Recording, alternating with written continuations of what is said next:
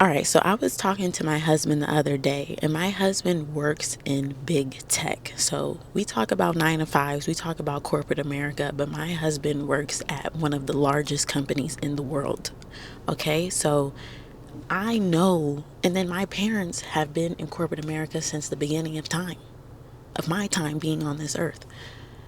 So I'm very familiar with this 9 to 5 corporate grind type of life. And influencers, I'm talking about these lifestyle influencers, primarily in the beauty, fashion, lifestyle, these types of people. Space, there's a difference between influencers, like a pure influencer, and a content creator. Influencers specifically have created a 9 to 5 for themselves. How have they done that? Well, why is it that you have your favorite influencer? You probably have someone who's like, no, I would consider this person influencer. They vlog all the time. That's vlogging is their main content, usually, right? They can have sit down videos mixed in here and there, but you tap in all the time for their vlog content.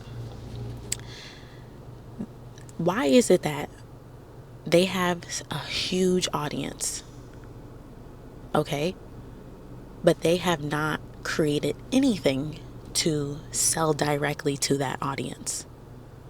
The reason they haven't is they're addicted to brand deal money, and they're addicted and satisfied with AdSense money. Yeah, those checks are big. I'm not denying that those checks are big, but it's why is a 9 to 5 vibe and a new 9 to 5 trap for them? Because think about it. These people have 100K plus subscribers. I'm talking big, huge audiences that love them because they create vlog content. And that viewer that watches vlogs, they spend a lot of time with that person. These are hour-long vlogs, sometimes 2-hour-long vlogs. Even if it's a 15-minute vlog, and they putting out multiple one of those a week. These people, their viewer is tapped in with them, invested in their life, invested in their goals, invested in their journey. They are like this with their subscribers. So imagine if they created some type of business, some type of service or offer or something to sell, and I don't even mean to say sell in a way it's like making a transactional relationship.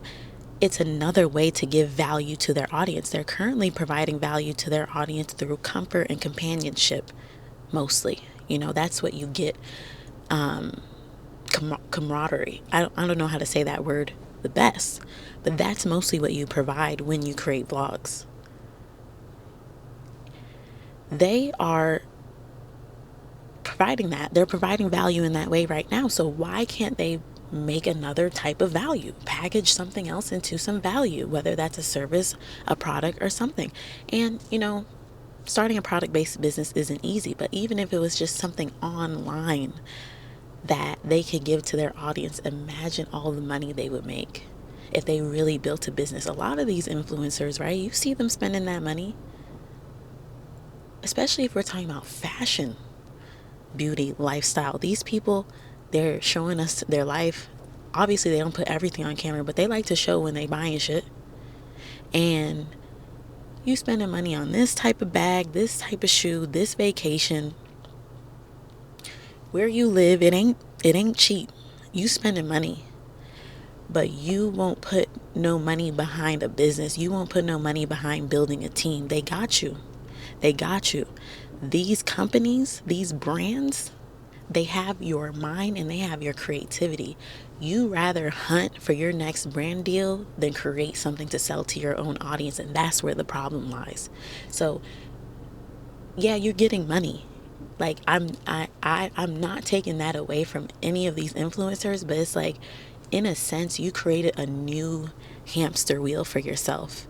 There's a new carrot in front of you that's dangling. No, it's not a salary like these in a traditional corporate 9 to 5 situation. The salary is being dangled, the perks is being dangled in front of these people and making it impossible for them to go for their own goals and their own dreams and make something make something themselves to sell. Build upon their own dream. You could do both. Like I'm not knocking any type of thing, but I'm bringing light to people that been watching these vloggers, been watching these influencers and feel like they want to follow in their steps. Don't get caught up in the trap. If you want to be a beauty, lifestyle, fashion influencer, cool. Aspire to have these brand deals, but don't let it stop at that. Don't take all the people that you watch and you look up to who have a huge audience and don't do nothing with them directly to make no money from them, that are settling for AdSense money, that are settling for brand deal money, and say, that's not going to be me. I'm going to get this brand deal money, I'm going to get this AdSense money, but along my journey as an influencer, I will be creating something that I can sell directly to my audience. I will be a business owner. People will say, here's some of the pushback I can hear now. Oh, but I don't want to own a business. Fine, this video is not for you then. Oh, if you don't really want to be a boss and really create something for yourself and give value to the highest level possible, because that's what having a business can be, then cool, whatever. But I just don't want you to fall into the new 9 to 5 trap that influencing has created. You, in a way, like, can we be honest? In a way, you work for these brands. You're selling their stuff to your audience that you made. And you don't want to make your own thing to sell to them? It's not the most sensible. If we're talking about millionaire money, let's think about, and the people I'm about to bring up or that's coming to mind, I would consider them content creators, but they're also influencers. It's a blurred line, but it's just like, there's influencers, content creators, that they are in the millionaire club, but most of them created a business. That's how they got to the millionaire club. You will not be a wealthy content creator. I'm talking wealth. Not, okay, some of these people you watch, yeah, they could be getting $200K a month. Great.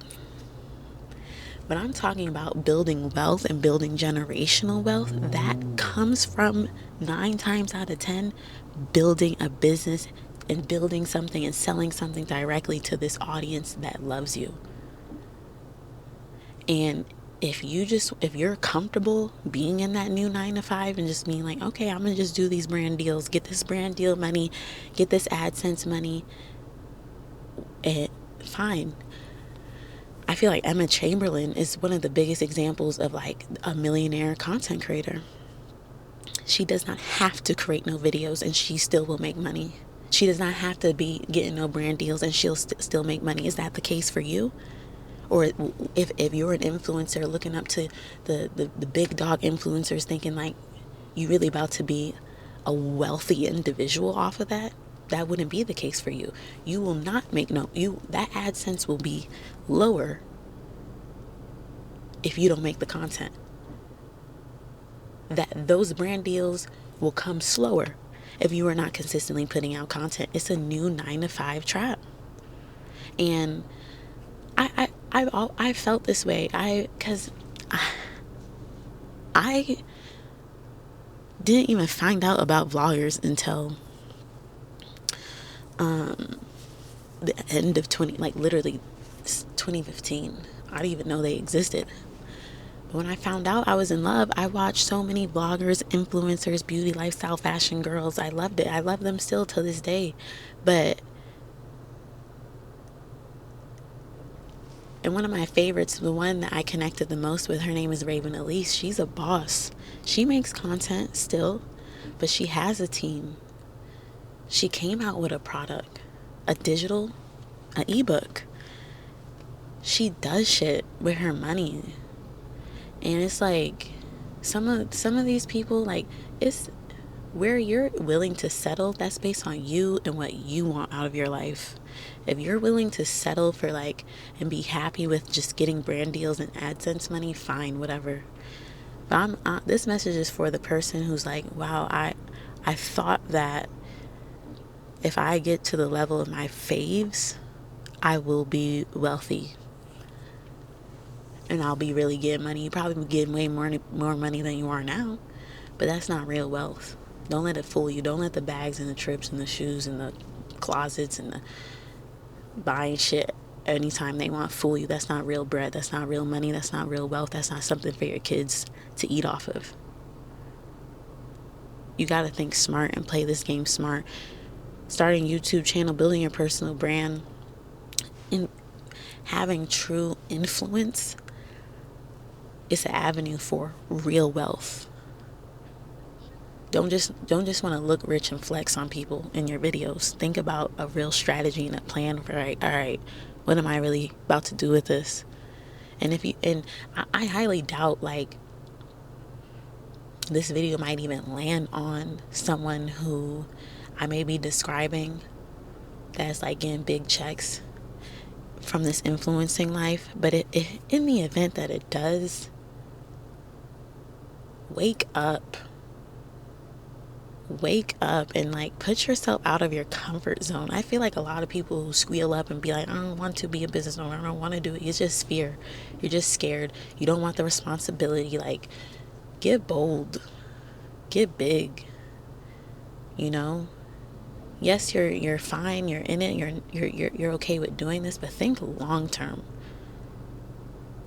Okay, you probably, even if you make a business, I know me, I'm gonna be making videos until I envision that. But in the event I gotta pull back one day, I want to be able to still be making the same money, if not more.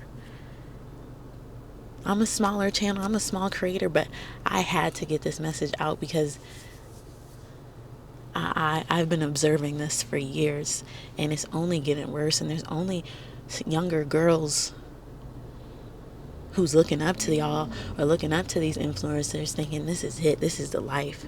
It's a trap. Don't get caught up in the trap.